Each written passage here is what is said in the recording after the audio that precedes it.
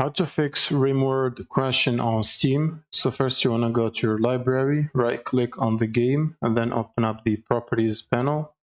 Then under launch options you want to add -dx11 like this. And then you want to go to the installed files, click on verify the integrity of game files button, and wait for this process to finish.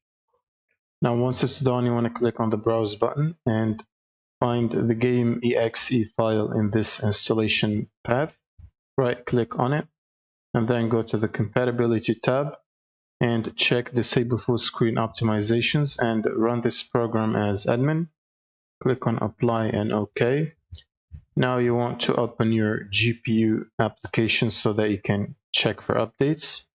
And then for NVIDIA, it's basically NVIDIA app. You want to go to the drivers section. Click on this arrow to check for updates and make sure to download the latest GeForce Game Ready driver and install it on your system. Now once this is done, it's recommended to restart your computer after installing the latest update. And then you should simply run Steam as administrator like this. Right click on Steam and click on run as admin.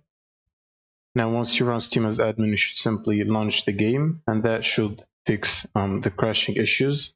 Thank you guys for watching, and subscribe.